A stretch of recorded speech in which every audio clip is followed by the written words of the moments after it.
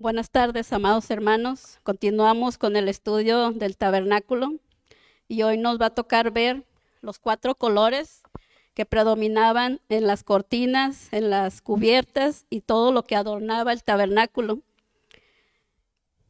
Nuestro texto base es Éxodo 26, versículo 1, versículo 7 y versículo 14. Amada iglesia, antes de entrar en este estudio, hay algo que debemos de comprender desde el principio, que Dios no hace nada sin propósito, Dios no diseña nada al azar, Dios no establece nada sin una intención eterna. El tabernáculo no solo era una tienda en el desierto, no solo era un lugar de reunión, no solamente era no era un sistema religioso, sino que era una predicación silenciosa, pero profundamente poderosa. Era Dios que nos estaba diciendo sin palabras: así es como quiero que se acerquen a mí, así es como quiero que me conozcan, porque así soy yo. Y lo más impactante de todo esto es que todo apuntaba hacia nuestro Señor Jesucristo. Como ya nos han venido enseñando, todo tenía un significado, todo tenía un valor y todo se cumpliría en el nuevo pacto con nuestro Señor Jesucristo. Éxodo 25, 8 al 9 dice: y harán un santuario para mí y habitaré en medio de ellos conforme a todo lo que yo muestre. El diseño del tabernáculo y el diseño de todos sus utensilios, así los haréis. Hebreos 8:5, los cuales sirven a lo que es figura y sombra de las cosas celestiales, como se lo advirtió a Moisés cuando iba a erigir el tabernáculo, diciéndole: mira, haz todas las cosas conforme al modelo que se ha mostrado en el monte. Esto nos indica que todo eso no fue una idea de Moisés, no fue una adaptación cultural, no fue una idea humana, sino que fue una revelación divina. Dios le mostró a Moisés un modelo celestial y le dijo: hazlo exactamente así, tal como yo te lo mande, porque Dios estaba no solamente mandando construir, sino que estaba revelando todo lo que Él es y lo que después sería en Cristo Jesús, todo lo que eso significaba y conllevaba. Para esto veamos un poco del contexto histórico. El pueblo de Israel venía saliendo de Egipto, no tenían un lugar establecido para adorar, no tenían un templo, no tenían una estructura religiosa organizada, y aún así Dios decide habitar en medio de ellos, pero no en un templo lujoso, no en un lugar erigido, sino en una tienda, porque lo que Dios estaba buscando no era lujo, sino era una cercanía con su pueblo, tal como lo hace hoy. El Señor no busca lo lujoso, sino busca nuestro corazón, busca una cercanía con su pueblo. Una pregunta para reflexionar, amados hermanos: ¿nosotros estamos buscando a Dios por lo que vemos o por quién Él es? Son preguntas para que las meditemos. Muchas veces pasamos por alto todo esto que se nos enseña y aún no hemos entendido el valor de las cosas, aún no hemos entendido el valor del amor de Dios hacia su pueblo. Punto número 1, los colores, el lenguaje interior de Dios. Hoy veremos 4 colores que eran los que adornaban el tabernáculo y las cortinas que dividían el atrio, el lugar santo y también una de las cubiertas.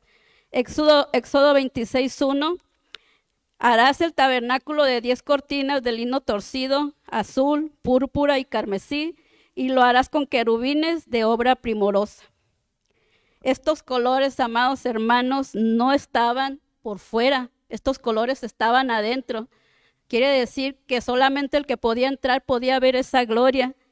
No eran para cualquiera, por el que pasaba por fuera no eran superficial. Era para el que podía entrar, que en este caso era el sumo sacerdote, el único que podía entrar a ese lugar para poder ver la gloria de Dios. Cada uno llevaba consigo un mensaje divino.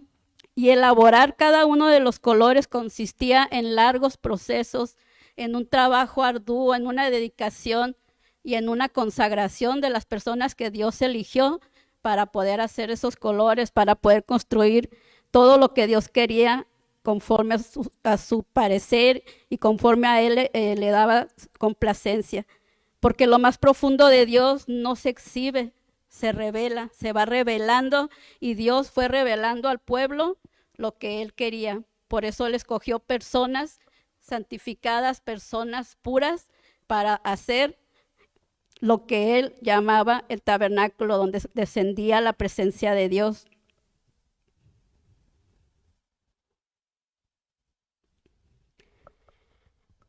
El número 1, vamos a ver el azul. El azul simbolizaba lo celestial.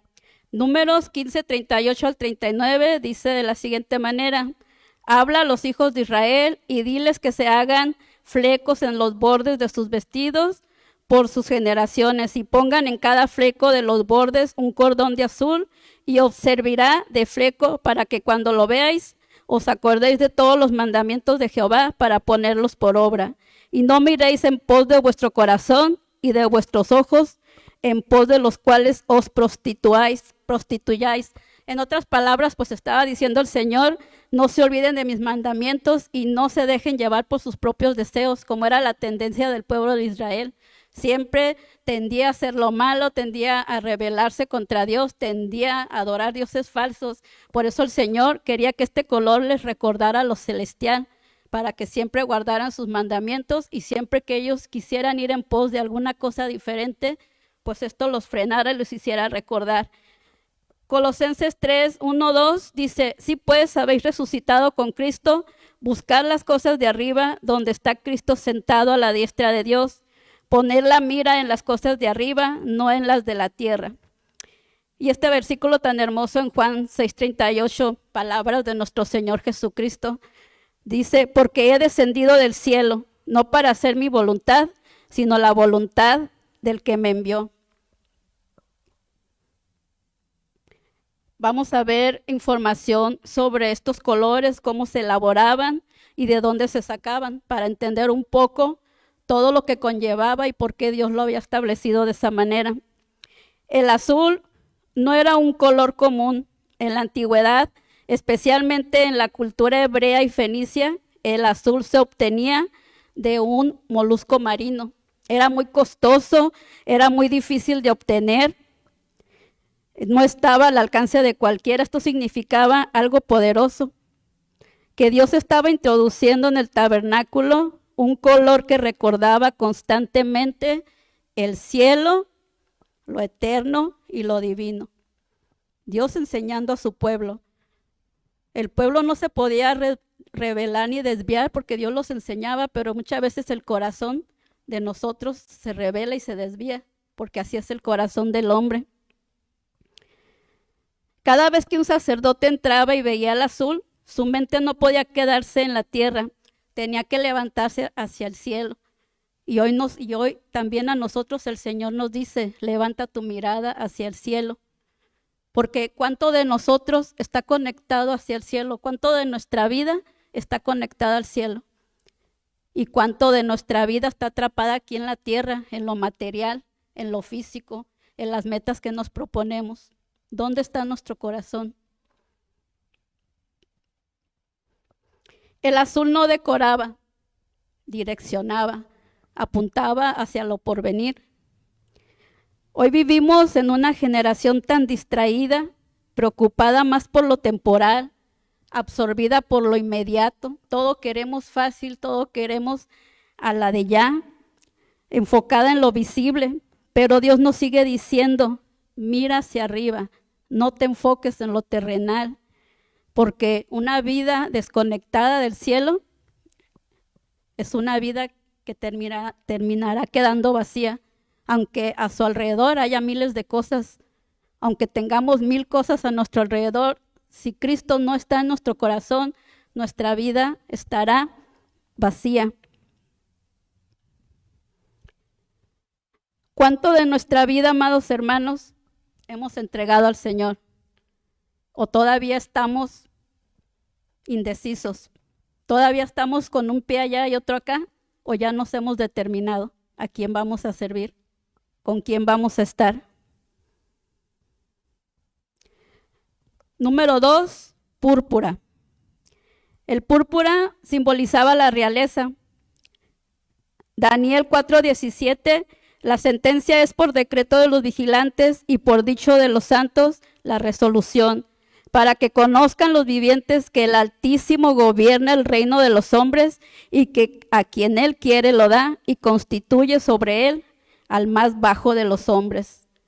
Apocalipsis 19:16, y en su vestidura y en su muslo tiene escrito este nombre: Rey de Reyes y Señor de Señores. El púrpura, amados hermanos, no era un color que todo el mundo usaba, era de los más caros del mundo y se producía triturando miles de moluscos. Era extremadamente costoso, difícil de obtener, era exclusivo de la realeza. Nadie más podía usar ese color, solo los reyes, solo los que tenían autoridad. Cuando Dios pone púrpura en el tabernáculo, está diciendo algo muy claro. Aquí hay gobierno, aquí hay autoridad, aquí hay un rey. Eso era lo que simbolizaba el púrpura. Estaba hablando de la realeza y de que Jesús era, es y será el rey.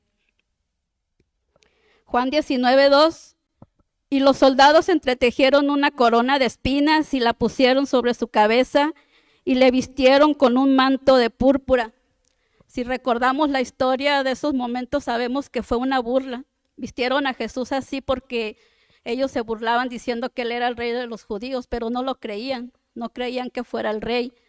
Se burlaron vistiéndolo de púrpura, que era la tela para los reyes, pero no sabían que estaban cumpliendo con una profecía. Estaban proclamando una revelación, como ya lo dijimos, de que Cristo era, es y será el rey. Reconocer a Cristo como rey no solo es decirlo, es rendirle el control de nuestra vida. Cristo no vino para ser parte de nuestra vida como en muchos lugares nos enseñan, que Cristo viene a cumplir nuestros caprichos, a cumplir nuestra voluntad. Cristo no vino a ser parte de eso en nuestra vida. Cristo vino a gobernarnos. Cristo vino a tomar el control de nuestra vida, a redimirla, a renovarla, a hacerla nueva. Ahora, amados hermanos, siempre preguntémonos esto: ¿quién gobierna nuestras decisiones? ¿Quién gobierna nuestras emociones diarias? ¿Nuestro sentido común? ¿Nuestra lógica? ¿O Cristo? A lo mejor se les hacen preguntas muy trilladas, muy repetitivas, pero créanme que tienen una gran importancia. Todas estas palabras, todas estas preguntas me las hacían a mí, pero yo no las recibía porque no había entendido verdaderamente el valor de todo esto. Pero Cristo en su misericordia se apiadó de mí. Cristo en su misericordia me rescató. Y ahora no me queda más que agradecer, no me queda más que rendirle mi vida y vivir para Él. Porque Él para eso vino, para morir por mí. Y no lo hizo por obligación, lo hizo por amor y por obediencia al Padre.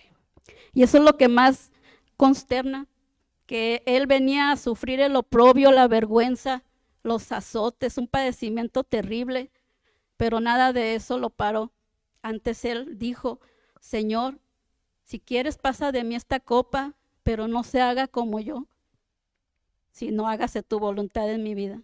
Y sabemos, ¿no?, el contexto de todo lo demás, todo lo que Él padeció, pero al final salió victorioso. Así que el tabernáculo no era una decoración, sino era una revelación de todo lo por venir, de todo lo que apuntaba hacia nuestro Señor Jesucristo. Punto número 2 y color número 3, que es el carmesí, simbolizando el sacrificio. Levítico 17:11, porque la vida de la carne está en la sangre y yo os la he dado para hacer expiación sobre el altar, sobre vuestras almas, y la misma sangre hará expiación de la persona. Hebreos 9:22, y casi todos purificados según la ley con sangre, y sin derramamiento de sangre no se hace remisión de pecados. En otra palabra, la remisión es el perdón. Si no había derramamiento de sangre, no había perdón de pecados. Y es lo que dice este texto. Primera de Pedro 1, 18 al 19 dice: sabiendo que fuisteis rescatados de vuestra vana manera de vivir, la cual recibiste de vuestros padres, no con cosas corruptibles como oro, plata, sino con la sangre preciosa de Cristo, como un cordero sin mancha y sin contaminación. Fue un sacrificio perfecto y no necesito hacer uno más. Ahora, lo profundo de todo esto, amados, es que el carmesí no era un color cualquiera. Se obtenía de un insecto llamado el gusano carmesí, que vivía adherido al tronco de un árbol y ahí moría. Para que se produjera el color carmesí, para producir el tinte, el insecto debía morir. Su cuerpo era aplastado y de ahí salía el color rojo intenso. Esto encierra una verdad poderosa. Para que el color nazca, tiene que morir. Se tiene que morir. Así era como se obtenía el carmesí, también llamado escarlata o rojo. Para producirse tenía que haber una muerte. Y como vemos, pues esto tiene un significado muy grande, ¿no? En el sacrificio de nuestro Señor Jesús. Para que nosotros pudiéramos vivir, pues se tuvo que derramar sangre y fue la de nuestro Señor Jesucristo. Dios estaba enseñando desde el principio que el acceso a su presencia siempre tiene un precio. Y Cristo pagó un precio muy alto por nosotros para que nosotras y nosotros pudiéramos tener ese acceso libre hacia nuestro Padre. Entrar confiadamente al trono de su gracia para obtener el oportuno socorro. ¿No es maravilloso todo esto, amados hermanos? Siglos después, este mensaje se cumpliría perfectamente en Cristo, porque no había perdón sin sangre, no había reconciliación sin sacrificio. Hoy vivimos en una generación que quiere bendición sin compromiso. Quiere las bendiciones de Dios sin comprometerse a Él para nada. Quiere vivir gozando de todo lo que Dios da, pero no quiere entregar su vida, no quiere rendir su corazón. Que quiere seguir siendo la misma persona, pero quiere ser bendecida. Y muchas veces confunden las cosas que andan haciendo, que les está yendo bien, confunden con que es una bendición de Dios, pero sabemos que el que no está en Cristo, todo lo bueno que le pueda suceder, la bendición no viene del Señor. Aunque también son bendecidos, pero no es bendición del Señor. Así que, amados hermanos, no trivialicemos lo que fue comprado con sangre. ¿Qué significa esto? Que no debemos de restarle importancia a este asunto tan serio. Fue la muerte de nuestro Señor Jesús, fue su sangre derramada, fue su sacrificio. No le restemos importancia, porque es algo muy serio. Nuestra vida fue comprada a un precio muy alto. La gracia es gratuita para nosotros, pero fue muy costosa porque costó la vida de Cristo. ¿Estamos valorando el sacrificio de Cristo o estamos dando por hecho que lo merecemos? ¿Pensamos que estamos aquí por nuestros méritos, por buenas personas? ¿O estamos valorando verdaderamente ese sacrificio de Jesús por nuestras vidas? Meditémoslo, amados hermanos, y preguntémonos a nosotros mismos qué es lo que verdaderamente estamos haciendo con nuestra vida, a quién se la estamos entregando, qué es lo que estamos haciendo, porque la palabra del Señor dice que algún día daremos cuentas, todos y cada uno de nosotros daremos cuentas a nuestro Creador. Número 4, el lino fino, que simbolizaba la pureza. Salmos 24, 3 al 4 dice: ¿quién subirá al monte de Jehová y quién estará en su lugar santo? El limpio de manos y puro de corazón, el que no ha elevado su alma a cosas vanas ni jurado con engaño. Segunda de Corintios 5, 21, al que no conoció pecado, por nosotros lo hizo pecado, para que nosotros fuésemos hechos justicia de Dios en él. Y este versículo que a mí en lo personal me encanta, Apocalipsis 19, 8, y a ella se le ha concedido que se vista de lino fino, limpio y resplandeciente, porque el lino fino es las acciones justas de los santos. ¿A quién se le permitió vestirse de lino fino? A la iglesia, a nosotros, su pueblo. Se nos ha permitido Pero quiero decirles que el lino fino era un tejido muy especial en tiempos bíblicos. Era altamente valorado por su pureza, delicadeza y blancura. No era cualquier tela. Representaba algo limpio, separado y digno de Dios. ¿De dónde se sacaba el lino?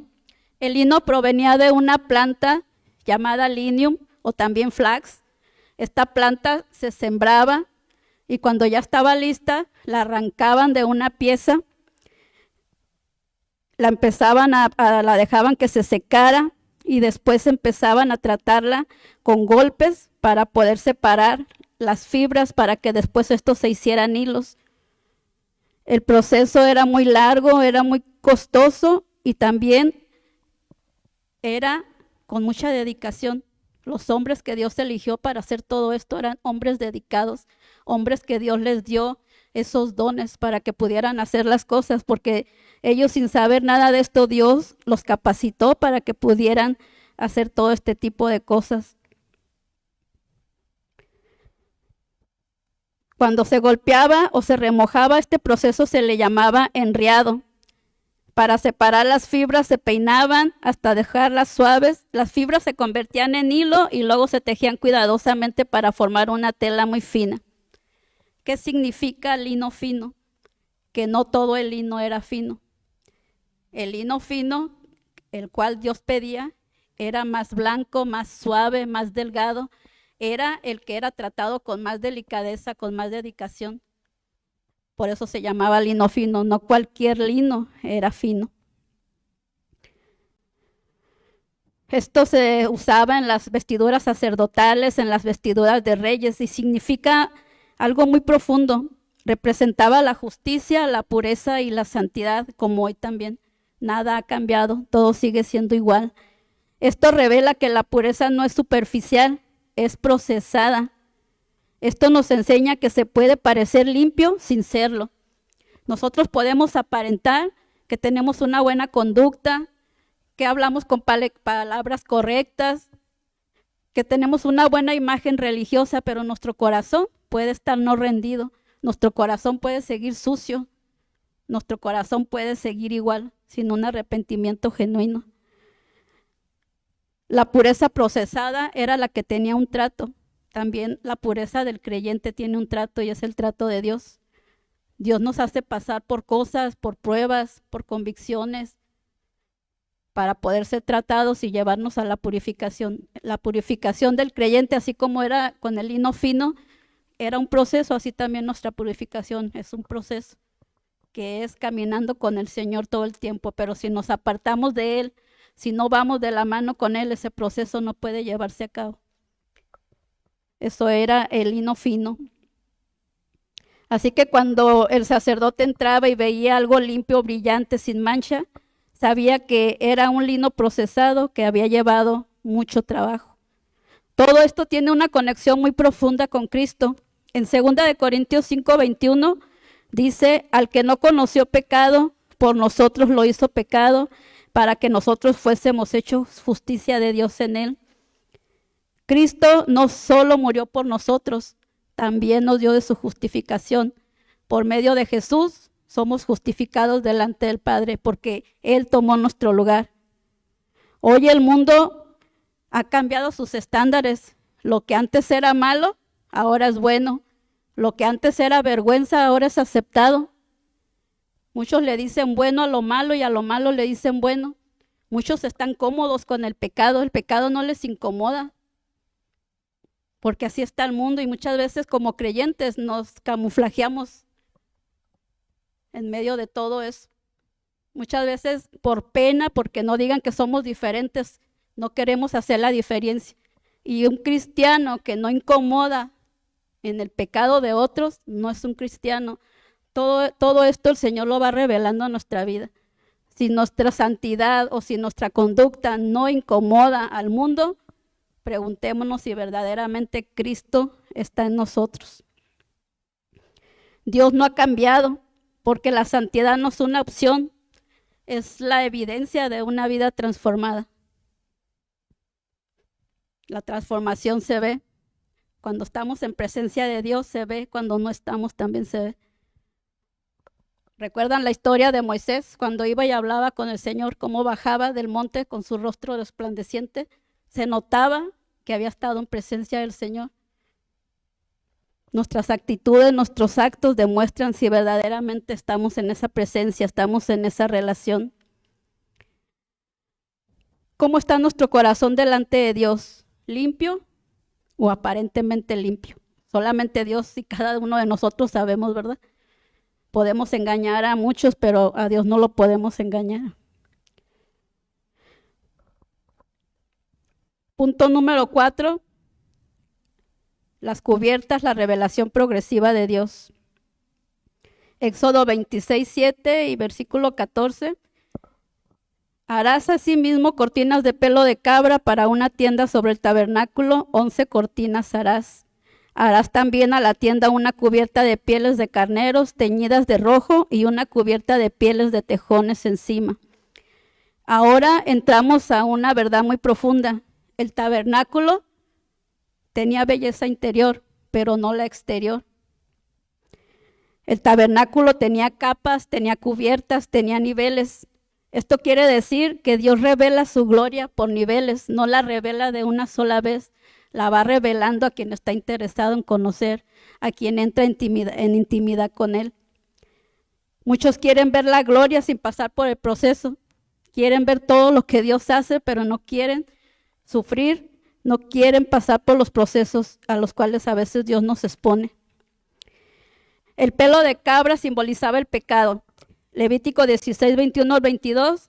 Y pondrá Aarón sus 2 manos sobre la cabeza del macho cabrío vivo y confesará sobre él todas las iniquidades de los hijos de Israel, todas sus rebeliones y todos sus pecados, poniéndolos así sobre la cabeza del macho cabrío, y lo enviará al desierto por mano de un hombre destinado para esto.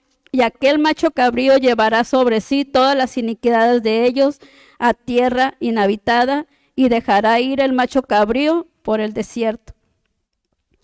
Hebreos 9:28, así también Cristo fue ofrecido una sola vez para llevar los pecados de muchos, y aparecerá por segunda vez sin relación con el pecado para salvar a los que le esperan. Vamos a ver un poco rápidamente el contexto histórico de las cabras. Estas cabras eran del desierto, eran fuertes, resistentes al clima, su textura era áspera, oscura, su pelo se utilizaba para hacer tiendas porque era un material muy resistente. Pero tenía algo, este material de estas cabras no era hermoso. Esto es clave. Dios usó algo áspero y oscuro para representar algo espiritual, el pecado. El pelo de cabra cubrió el tabernáculo como recordatorio constante de que el problema del hombre no es exterior, sino interior. Todo lo malo está en nuestro interior, porque el pecado no lo podemos disfrazar. El pecado se carga, el pecado se confiesa, el pecado se entrega para que seamos libres de todo eso. Nosotros podemos arreglar lo visible, pero solo Dios puede tratar con lo profundo del ser humano. Nosotros, amados hermanos, ¿estamos tratando con nuestros pecados o solamente los estamos cubriendo? ¿Solamente estamos aparentando? Sabemos que a Dios nada se le escapa, que no hay nada oculto que no haya de ser manifiesto.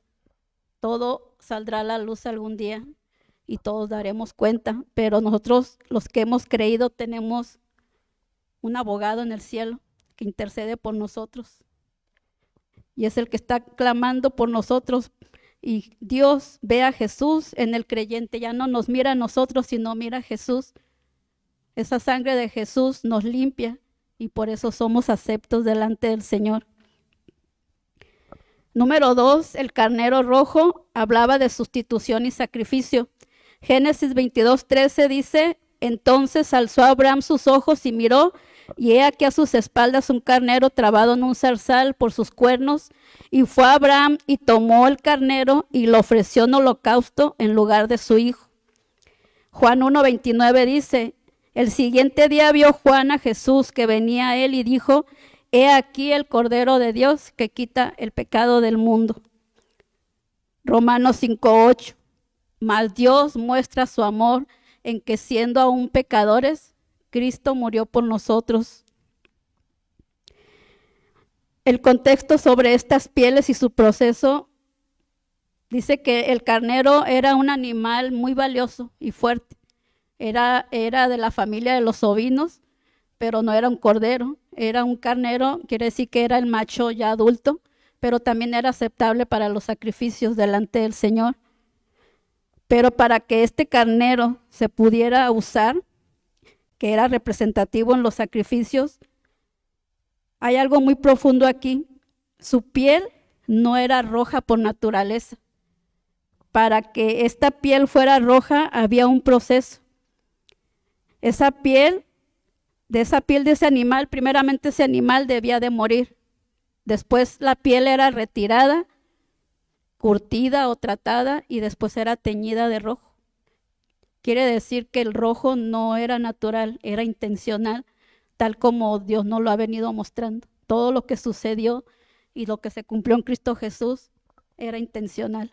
Nada estaba por azar, nada estaba porque sí, todo tenía un lugar, un punto, un significado.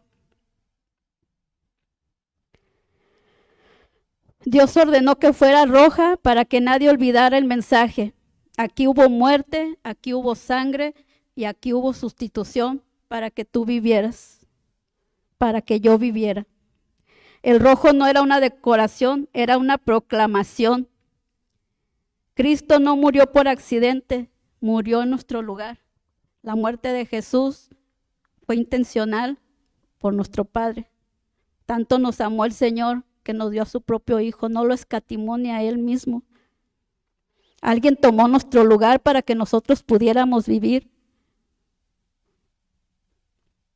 Amados hermanos, ¿nosotros vivimos como alguien que ya fue rescatado? ¿O todavía no hemos entendido el precio de esa salvación?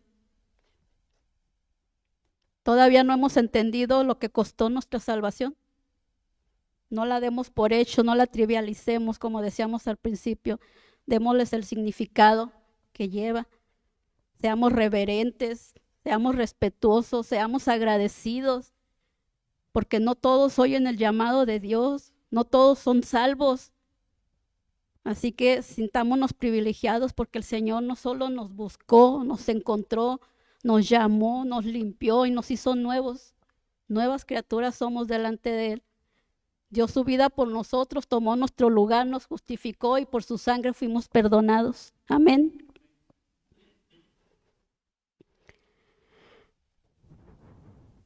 Pieles externas hablaba de la humildad y la apariencia.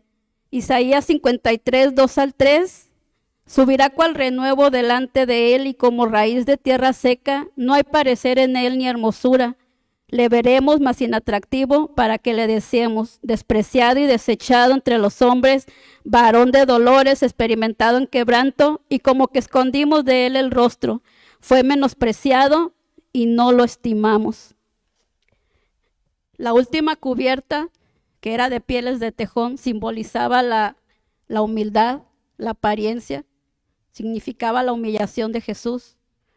La tela de tejón, en aquellos tiempos se dice que el tejón no es como el animal que conocemos hoy, que es un animal robusto, de patas cortas y creo que tiene rayas en la cara, ¿no? En aquel tiempo se referían a un tejón, pero la historia dice que pudo haber sido otro animal, pudo haber sido un animal terrestre o un animal marino. Piensan que pudo haber sido un delfín por lo resistente de su piel. Entonces, no está semejando claramente que haya sido el tejón que conocemos hoy en la actualidad, pero sí la piel era de un animal muy resistente, protegía del clima, protegía la apariencia del tabernáculo, era sencillo, sin atractivo, tal como la palabra de Dios nos dice en Isaías 53 de nuestro Señor Jesucristo. El tejón, bueno, vamos a ver las cubiertas de afuera hacia adentro.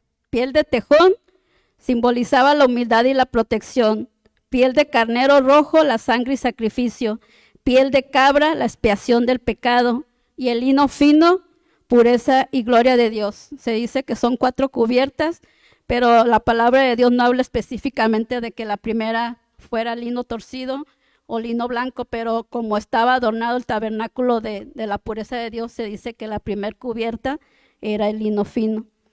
Filipenses 2:7 dice la palabra, sino que se despojó a sí mismo tomando forma de siervo, eso hecho semejante a los hombres. Segunda de Corintios 8:9, porque ya conocéis la gracia de nuestro Señor Jesucristo, que por amor a nosotros se hizo pecado siendo justo. Un zancudo.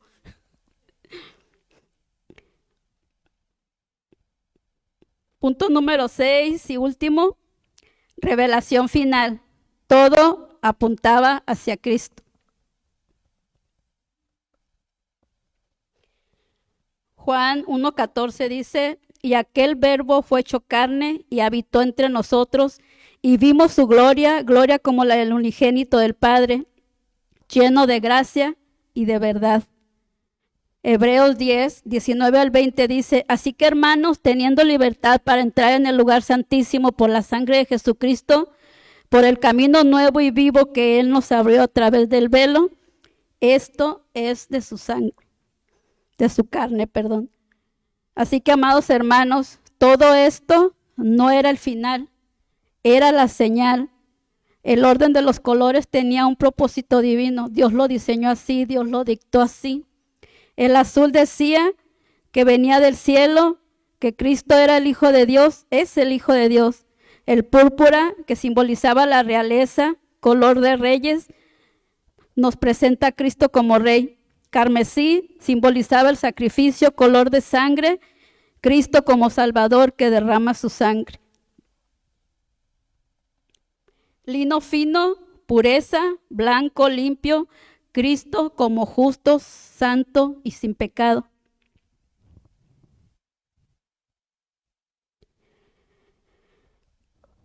Amados hermanos, todo esto nos muestra que Dios no mira lo exterior, sino lo interior del ser humano.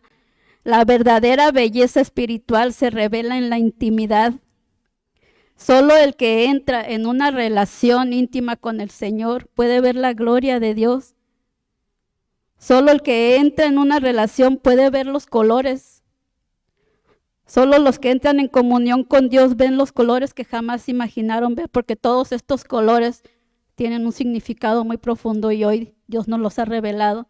Yo sé que muchos conocemos la historia, el contexto, pero muchas veces no hemos profundizado en su significado y hacia todo lo que apuntaba.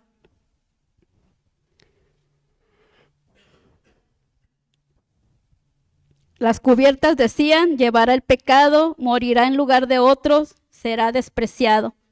Todo esto dejó de ser símbolo y se hizo promesa en una persona. Cristo es el tabernáculo vivo. El tabernáculo anunciaba, Cristo cumplió. Hoy Dios nos está haciendo un llamado final o un llamado permanente que dice la palabra de Dios en Jeremías 29:13, y me buscaréis y me hallaréis porque me buscaréis de todo vuestro corazón. Aquí hay una verdad poderosa. Desde afuera el tabernáculo no era atractivo, desde adentro era glorioso. Así es Cristo, el mundo no ve su belleza, pero el que entra en una comunión con Él ve la belleza interior, ve su gloria. Cuando alguien pasaba por el tabernáculo y veía lo externo, miraban que era simple, sin atractivo. Solo el que entraba podía ver la gloria de Dios y descubría la belleza interior. Esto, amados hermanos, se asemeja a nuestro caminar como cristianos. Conocemos a Jesús superficialmente, después entramos en una relación con Él y finalmente vemos su gloria porque Él se revela a todos aquellos que han determinado en su corazón estar con Él y entregarlo. El llamado final, amado iglesia, es que no nos quedemos viendo a Cristo desde afuera. Entremos en una comunión con Él, en una intimidad. Entreguemos nuestra vida hoy, porque hoy es el tiempo. Mañana no sabemos. La oportunidad es hoy. Si todavía no hemos dado ese paso de fe, hoy el Señor nos está llamando. No nos quedemos afuera sin ver la gloria de Dios, sino volvámonos a Él, que Él se volverá a nosotros. Dios hoy nos está diciendo, entra más profundo, entra más en intimidad conmigo, entrégame tu vida, deja que trate con tu corazón. Cristo, amados hermanos, ya nos abrió el camino. Ahora nos toca a nosotros entrar, porque la gloria de Dios ya está expuesta para todos los que han decidido entrar. Amén. Vamos a darle gracias al Señor por su palabra de esta noche y pedirle que nos ayude a ponerla por obra. Amado Señor, te damos muchas gracias, mi Dios, porque eres bueno, maravilloso, bondadoso, Señor. Gracias porque no dejas en las tinieblas a tu pueblo, Señor, sino que tú quieres que cada día más te vayamos conociendo, mi Dios. Por eso es que tú nos vas revelando, Señor, tu gloria, mi Dios. Gracias te damos, Señor, por el estudio de esta noche, Señor. Ayúdanos a recibirlo con amor, con gratitud, con reverencia, Señor. A meditarlo, amado Señor, y ver que todo tenía un significado, Señor, y que todo apuntaba hacia nuestro Señor Jesucristo, el cual se cumplió en su persona, mi Dios. Gracias por este sacrificio, gracias por todo lo que hiciste desde la antigüedad, Señor, hasta el día de hoy. Bendito seas hoy y siempre, mi Señor, en el nombre de Cristo Jesús. Amén y amén. Deseo que el Señor les bendiga y que este estudio sea de edificación para nuestras vidas y nos ayude a ir conociendo más de nuestro Señor. Amén.